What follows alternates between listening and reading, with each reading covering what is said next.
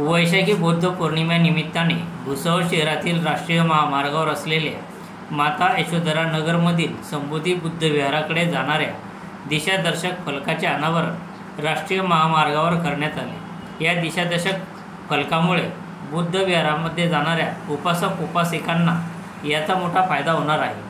दिशादर्शक फलक नसल्यामुळे लोकांची दिशाभूल होत असे। काही जण सरळ नाडा कॉलेजच्या दिशेने पुढे जात होते, पण आता संबोधी बुद्ध विहाराचा फलक रस्त्याच्या बाजूला लावल्यामुळे याचा फायदा सर्वांनाच होणार आहे। संघर्ष माझा न्यूजकरिता मी सुनील आराख, भुसावळ।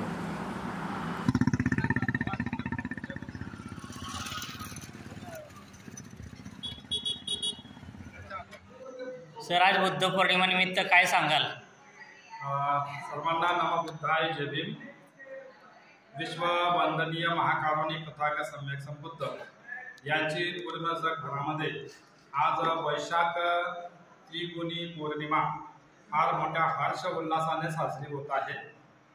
आज विशेष पौर्णिमेचं जे महत्त्व आहे, आजच्या दिवशी सिद्धार्थ गौतमाचा जन्म झाला। आजच्या दिवशी सिद्धार्थ गौतमाला बोधी अवस्था प्राप्त झाली आणि त्यानंतर भगवान बुद्धांना जे महापरिनिर्वाण झालं ते आजच्या दिवशी झालं। असे त्या गोष्टीला अनुसरून हे पावन त्रिगुणी पौर्णिमा म्हटली जाते। तर हा जो संदेश आहे पूर्ण घरामध्ये आहे। या संबोधी बुद्ध विहारामध्ये आज चांगल्या पद्धतीने काही दिवसापासून मोठी सजावट म्हणजे बौद्ध पौर्णिमा निमित्त करण्यात म्हणजे आलेली आहे। आज चांगल्या पद्धतीने सुंदर असं वातावरण संबोधी बुद्ध विहार भुसावळ माता यशोधरा नगरामधील म्हणजे हे जे वातावरण आहे पौर्णिमेचं, तर उद्या 24 तारखेला पूजनीय भगवंत नाभावल पंजातीस्थ महास्थवीर आपल्या विहाराला भेट देण्याकरिता व त्यांना मुख्य अतिथी म्हणून त्यांना निमंत्रण देण्यात आलेलं आहे। आणि उद्याच्या दिवशी 24 तारखेला सकाळी 7 वाजल्यापासून तर 12 वाजेपर्यंत हा कार्यक्रम असणार। मध्यंतरे ज्या दानदात्यांचा गुण गौरव सत्कार पण या ठिकाणी आहे। पूजनीय भगत यांचा धम्मदेशना आहे आणि 11:30 वाजेला भोजनदानाचा कार्यक्रमाचं आयोजन केलेलं आहे। तर मी संपूर्ण धम्मोपासक उपासिका बंधू भगिनी या सर्वांना विनंती करेल की त्यांनी संबोधी बुद्ध विहारामध्ये येऊन आपली पुण्य पारमिता एकत्रित करावी। सर्वांना नमो बुद्धाय जय भीम। जय भीम। सर्वांना बुद्ध पौर्णिमेच्या हार्दिक शुभेच्छा। आज संपूर्ण विश्वामध्ये तथागत भगवान गौतम बुद्ध यांची जयंती साजरी होत आहे। आज विशेष महत्त्व म्हणजे पृथ्वी तलावरचा अर्धा भाग जरी म्हटला तरी हा बौद्ध धम्माने व्यापलेला भाग आहे। कारण की बुद्ध हा शांतीचा मार्ग देणारा धम्म आहे। या धम्मामध्ये संपूर्ण देशाला, संपूर्ण विश्वामध्ये भगवान बुद्धांना मानण्याचं एकमेव कारण आहे की भगवान बुद्धांचा हा जो धम्म आहे हा विज्ञानावरती आरूढ आहे। हा जयत्रत्व सूर्य म्हणजे अशा पद्धतीने भगवान बुद्धांचा कर्म सिद्धांतावर आधारित धम्म संपूर्ण जगाला अनुसरलेला आहे। आज खरं म्हटलं तर या देशाला खरोखर बुद्धांची गरज आहे, शांतीची गरज आहे।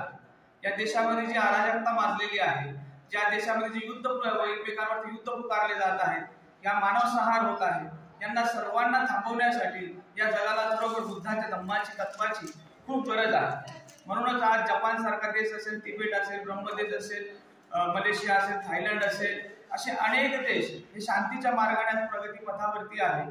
कारण की त्यांनी भगवान बुद्धांचा धम्म अनुसरलेला आहे। आज भगवान बुद्धांचा जो धम्म आहे हा संपूर्ण देशात वाढण्यामागचं एकच कारण आहे की भगवान गौतम बुद्धांचा धम्म हा कर्मावरती आहे। तुम्ही जसे कर्म कराल तसे तुम्हाला फळ मिळणार आहे। भगवान बुद्ध म्हणतात की मी तुम्हाला मार्ग दाखवू शकतो, मी मार्गदाता आहे, मी मोक्षदाता नाहीये।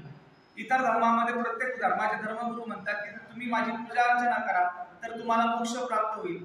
परंतु भगवान बुद्ध म्हणतात की तुम्ही माझी पूजा अर्चना करण्यापेक्षा तुम्ही स्वतःच्या कर्मावरती अडून राहा, मी तुम्हाला मार्ग दाखवू शकतो, मी मार्गदाता आहे।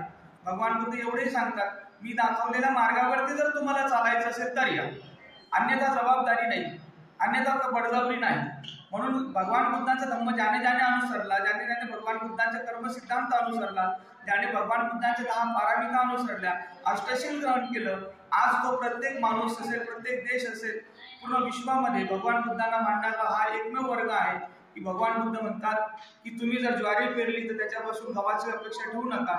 तुम्ही जर जे जसे कर्म कराल त्याचे फळ आज ना उद्या तुम्हाला नाही तर तुमच्या परिवाराला भोगावेच लागतील. म्हणून चांगले कर्म करून आपले जीवन व्यतीत करा. हाच भगवान बुद्धांचा धर्म आणि संदेश संपूर्ण देशाने अनुसरावा अशी मला सर्वांना विनंती आहे. म्हणून सर्वांना बुद्ध जयंतीच्या हार्दिक शुभेच्छा देतो. जय भीम, जय बुद्ध.